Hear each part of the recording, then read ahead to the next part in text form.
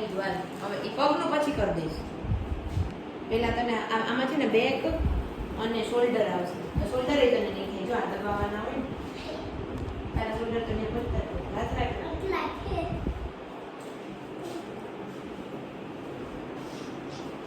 ખાલી બસ એકો દઈને બેઠો રહે. કાંઈ પડે